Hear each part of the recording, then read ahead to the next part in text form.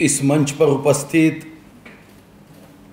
पूर्व पीसीसीएफ श्री अनिल जी, अब जिनके मजबूत खांधों पे वन अकादमी की जिम्मेदारी हमने दी है, ऐसे श्री रेड्डी जी, और कन्याकुमारी से कश्मीर तक, कामरूप से कच्छ तक जिस देश का हम अभिमान करते हैं, उसकी वन सृष्टि का रक्षण करने की जिम्मेदारी जिन पे है, ऐसे मेरे सभी प्रिय अधिकारी भाई और बहनों, मैं सर्वप्रथम इस विधानसभा का सदस्य होने के नाते, इस जगह के गार्डियन मिनिस्टर होने के नाते और वन मंत्री होने के नाते आपका इस भूमि पर तहे दिल से स्वागत करता हूँ। स्वागत के साथ इस जगह की हमारी आराध्य देवता माता महाकाली के चरणों में प्रार्थना करता हूँ कि आपको भर भर के आशीर्वाद दे, सुख दे, समाधान दे, आपको उत्तम आरोग्य दे, आपकी हर इच्छा माँ महाकाली के आशीर्वाद से पूरी हो और दुनिया का सबसे महंगा कॉस्मेटिक लोग कहेंगे न्यूयॉर्क का है, पेरिस का है, लंदन का है, नहीं, सबसे महंगा कॉस्मेटिक चेहरे की हंसी है। 365 दिन आपके चेहरे पे ये महंगा कॉस्मेटिक हंसी दे, यही मैं प्रार्थना शक्तिदायिनी माता महाकाली से करता हूँ।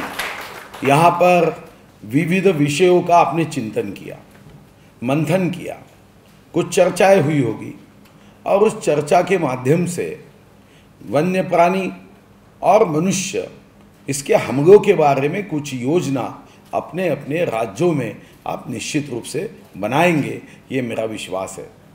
ये बात सही है कि वन ये शाप है या वरदान है, इस पे कभी ना कभी चिंतन करने की आवश्यकता है। ऐसा कहा जाता है कि 456 करोड़ वर्ष के पृथ्वी के इतिहास में भगवान ने तो कई योनियां बनाई, मगर ऐसी एक योनि बनाने के बाद शायद भगवान हमको एक वॉइस क्लिप व्हाट्सएप से भेज सकता था या वीडियो क्लिप भेज सकता था, तो उसमें भगवान यही कहता था कि कई योनियां बनाने के बाद मुझे कब पश्चाताप हुआ, तो मनुष्य योनि बनाने के बाद हुआ। क्योंकि पास इतने वर्षों में पृथ्वी पे कोई प्रश्न निर्माण नहीं हुआ। इंडस्ट्रियल रिवॉल्यूशन के बाद 1820 के बाद परिस्थिति तेजी से बदलने लगी। 50,000 वर्षों में जितनी हमारी लोक संख्या वो हमने 50 वर्षों में बढ़ाई, वहां तक तो ठीक था, मगर सोच इतने तेजी से विपरीत परिस्थिति में चली गई कि 1900 में हमारे देश में 1 लक्ष बाघ थे। वो सीधा उतर से हमको माइक्रोस्कोप से देखना पड़ेगा, ऐसी परिस्थिति निर्माण हुई और इसीलिए 1972 में गंभीरता से इस विषय को देखा गया। जब मैं मंत्री बना तो मेरे सामने भी ये प्रश्न रखा गया हमारे विभाग के माध्यम से कि जो संख्याएं बाघों की कम हो रही है उस पर हमको गंभीरता से देखना।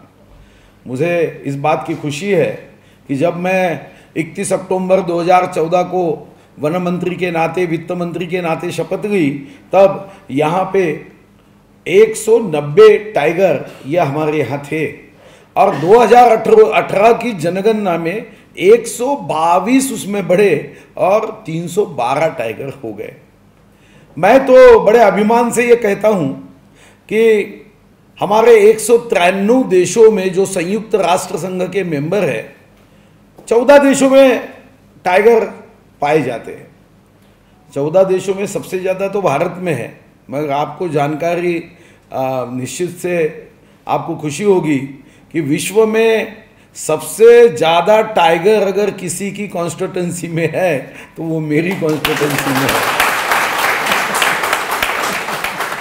और इसीलिए जब अमिताभ बच्चन जी को हमने ब्रांड एम्बेसडर बनाया था, मैं उनको भी धन्यवाद दूंगा कि वैसे कोई भी नायक या हीरो या फिल्म फुकट में काम कोई करता नहीं, मगर अमिताभ जी ऐसा व्यक्तिमत्व था, 11 तारीख को उनका जन्मदिन भी हुआ, कि उन्होंने कहा नहीं मैं काम करूँगा। आज हम पे जिम्मेदारी क्या है, तो हमको बैलेंस करना है, जिसके लिए हम ऑफिसर मीट हर 2.5 महीने में करते थे।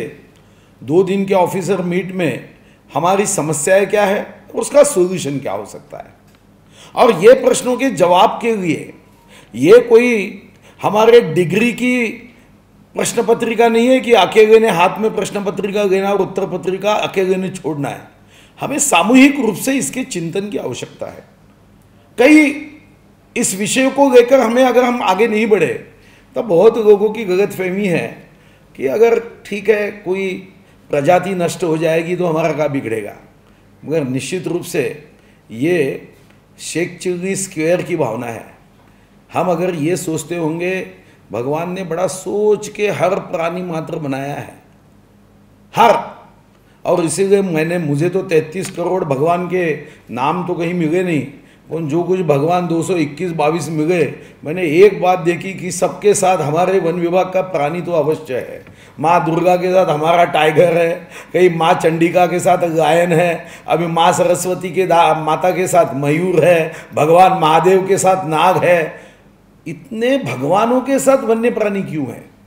इसका कारण है कि वो हमें एक संकेत देता है कि ये भी हमारे लिए भगवान के साथ भगवान का दर्जा इनको प्राप्त है। अब हमारे सामने चैलेंज क्या है? जंगल तो कम हो रहा है। जैसे मैं परसों एक बैठक में मैंने देखा कि हमारे यहाँ पे जंगल इतने तेजी से कम हो रहा है। ये तो मीटिंगों में हम बात करेंगे, चर्चा करेंगे, जंगल तो नहीं बढ़ेगा। जैसे हमारे यहाँ पे हमने देखा कि 3,07,713 स्क्वायर किलोमीटर का महाराष्ट्र है। अगर हम चाहेंगे कि हमारा 33% हो तो 1,00,000 स्क्वायर किलोमीटर चाहिए। हमारा तो है ही नहीं उतना, हमारा तो जंगल कम है। हमने ट्री प्लांटेशन का काम शुरू किया, अभी हमारा कुछ बढ़ा, मगर जब मुझे ध्यान में आया कि ये भी कोई आसान काम नहीं है। अगर मुझे 33% करना है तो मेरा प्रॉब्लम है कि ज़मीन कहाँ है वन विभाग के पास। ज़मीन नहीं रहने से अगर हम कितना भी सोचे तो 33% कैसा होगा? तो हमको लोकसभा बनाना है। जैसे हमने एक IIT पवई के एक हरिप्रिया मैडम थी जो पर्यावरण में काम करती है, उनको 2018 में हमने अपॉइंटमेंट किया था। अभी बीच में हमारी सरकार नहीं थी तो वो अहवाल भी कहीं डब्बे में बंद हो गया था। उन्होंने अभी अहवाल हमको उसका सादरीकरण किया और तब ध्यान में आया कि कितना महत्व है प्राणियों का, कितना महत्व है जंगल का। और इसलिए हमने अपने हर जगह के जिलाधिकारी और अधिकारियों के साथ मीटिंग लेके यही हमने समझाया कि जो वड की पूजा 7 जन्म पति मिलता नहीं मिलता मुझे पता नहीं, लोग पूजा करते, मगर भगवान ने अब GR बदल दिया है। जो वड का पेड़ लगाएगा उसको 7 जन्म सुख समाधान भर भर के मिलेगा। अब ये GR तो भगवान ने बदला ऐसा कह के पेड़ बहुत बड़े पैमाने में लगाए। हमारे पास तो अभी जंगल क्षेत्र संकुचित होते जा रहा है, आकुंचित होते जा रहा है, क्षेत्र कम हो रहा है, और इसके साथ गाँव वालों की तकलीफें बढ़ रही है। 2 लाख रुपए जब मैं वन मंत्री था तब मदद की जाती थी, उसको मैंने 20 तक बढ़ाया, अगले साल 25 करूंगा। मगर इससे काम थोड़ी होगा। डॉक्टर श्यामा प्रसाद मुखर्जी जनवन योजना के माध्यम से इस गांवों को ये शाप ना लगे, वरदान हो, ये कोशिश हमने की। अभी हमने तय किया कि जितनी इंडस्ट्रीज है, जब हमारा जंगल देती है कहीं तो भी सबसे सस्ती जमीन हमको पेड़ लगाने के लिए देती है। हमने तय किया नहीं, हम लैंड बैंक बनाएंगे। जितना टाइगर कॉरिडोर है, जहां पे टाइगर के हमले बार बार होते, उस कॉरिडोर की जमीन हम आइडेंटिफाई करेंगे और हम कहेंगे इंडस्ट्री में आपको जमीन देना है तो रत्नागिरी की मत दो, ये कॉरिडोर की दो। हम कानून बनाएंगे। हमने तय किया है कि जब किसानों का नुकसान, जो हमारे जंगली सुअर करते हैं, हिरन करते हैं, वहां पे गवा करते हैं, हत्ती करते हैं, अभी तो हत्ती भी आ गए, उनको भी क्या लगा मालूम नहीं, हमारे जंगलों में कभी हत्ती नहीं थे, मगर वो भी बाकी राज्यों से हमारे राज्य में आने लगे, मालूम नहीं उनको लगा कि ये ज़्यादा सुरक्षित है तो वो भी नुकसान करने लगे। तो हमने तय किया है कि हम कानून लगाएंगे।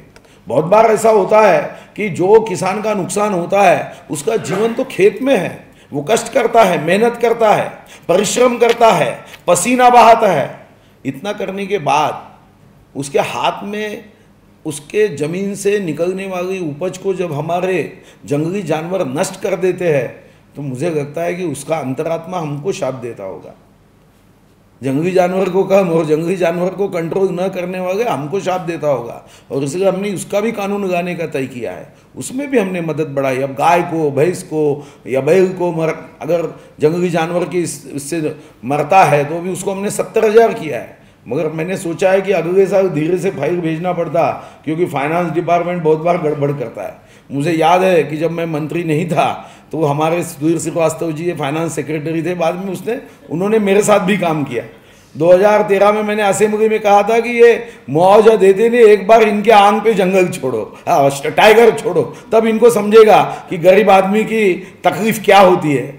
उन्होंने जब मैं मंत्री बना तो उन्होंने मेरे 2 भाषण के वाक्य मेरे सामने रखे।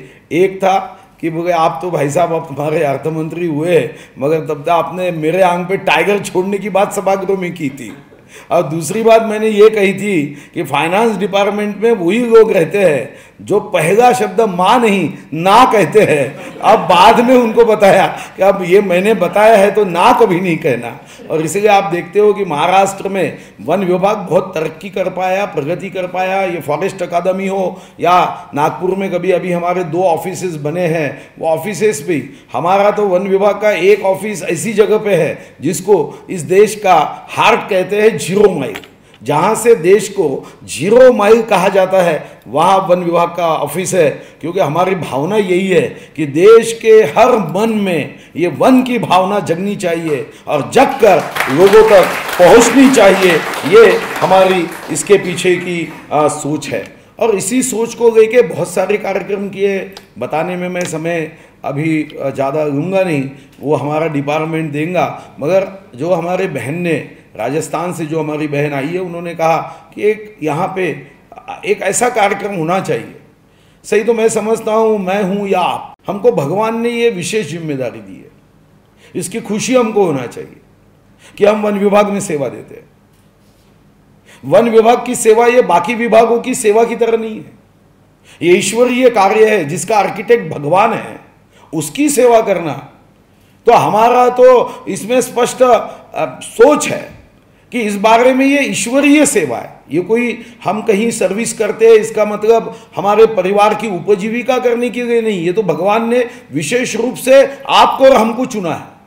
भगवान ने सोचा कि नहीं, बाकी लोगों से यही है, जिसको मैंने बनाया, जिस वसुंधरा को मैंने बनाया, वो वसुंधरा का रक्षा का काम अगर कोई कर सकता है तो हम कर सकते हैं। इसलिए आप पे बड़ी जिम्मेदारी है, आप पे ये जिम्मेदारी है। जैसा मैंने आने के बाद पहली बात कही कि यार भाई फाइल पे मत रहो, तुम कुछ इसमें रिसर्च जो है वो भी तो आगे आना चाहिए। आपको आश्चर्य होगा कि वही अधिकारी थे, सैकड़ों किताबें, हर मीट में हम कई किताबों का मैं विमोचन करता था। और आपका आश्चर्य होगा 2 मिलियन रिसर्च पेपर ये हमारे अभी साइट पे हम डाल रहे हैं, जो 5 साल में वन विभाग के अधिकारियों ने अपने अनुभव के आधार पे बनाया। जो ऐसा डॉक्यूमेंट बनेगा कि आने वाले दिनों में जब ये पूछा जाएगा, जब मनुष्य सृष्टि नहीं रहेगी तो वो तो डॉक्यूमेंट रहेंगे।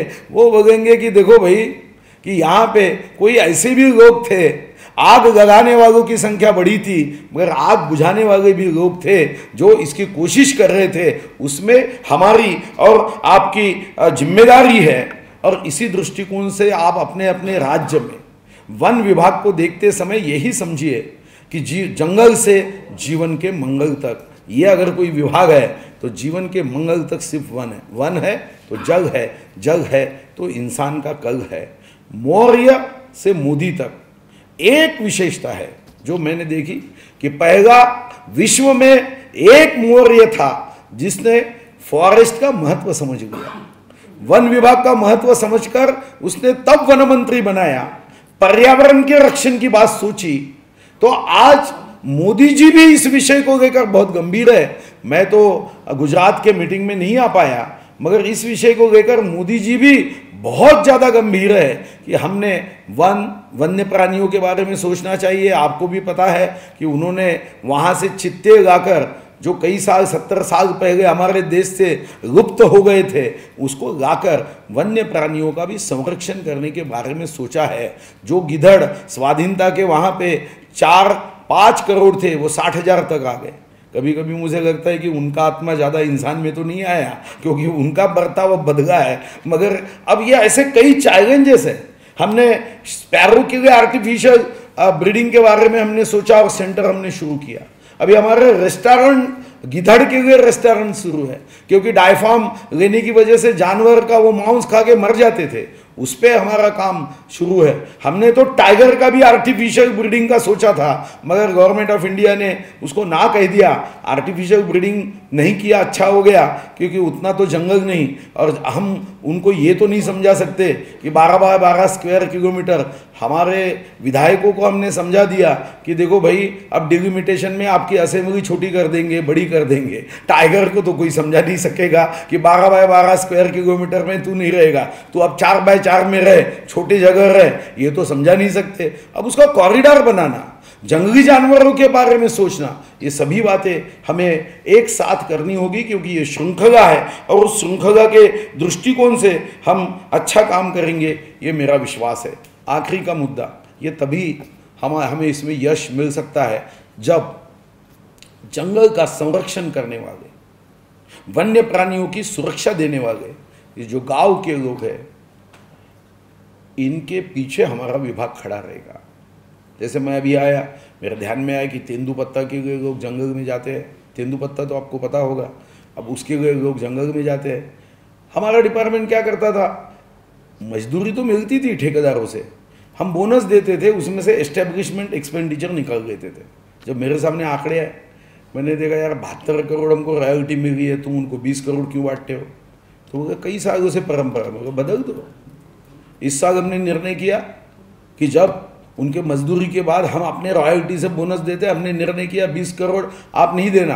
अब एस्टेब्लिशमेंट एक्सपेंडिचर काय का दे रहे हैं आप? वो तो गवर्नमेंट 7th पे में दे ही रही है, उसमें क्यों आप पैसा खींच रहे हो? मत खींचो। पूरा का पूरा 72 करोड़ रुपया हमने बोनस के रूप में जो वन में रहते हैं वो लोगों को दिया। अभी इस पे हम बहुत सारा काम और सोच रहे हैं कि हम बहुत अच्छा काम इसमें कर पाए, और मुझे विश्वास है कि अपने अपने राज्यों में जो CSR है, आप CSR से पैसे लेने की कोशिश करिए।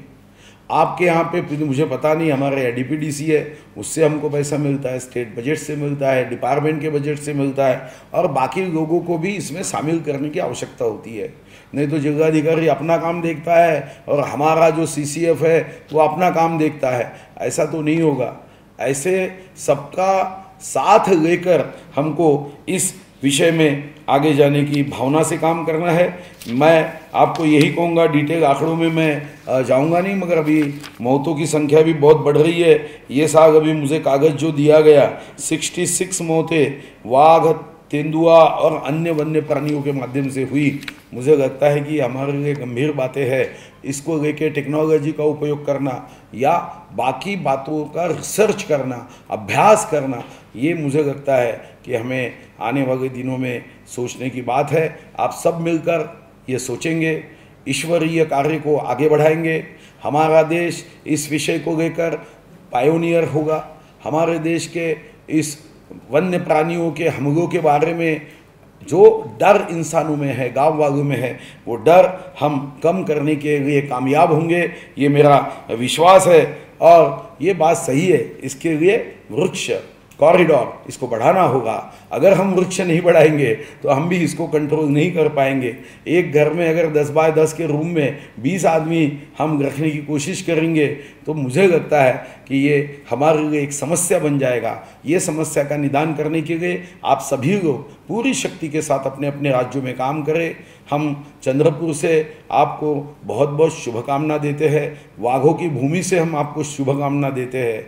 ये भूमि ऐसी है जिस भूमि में पहला यूनियन जैक उतरा था, तिरंगा 16 अगस्त 1942 को फड़का था, और बर्लिन की आकाशवाणी से घोषणा हुई थी कि देश को स्वाधीनता के लिए अगर कहीं हमारा तिरंगा लहराया था तो ये वो भूमि है। आपको ये पता नहीं होगा कि विश्व में 4-6 दिन हर मई में सबसे ज़्यादा विश्व की उष्णता ये चंद्रपुर में होती है, गर्मी सबसे ज़्यादा होती है।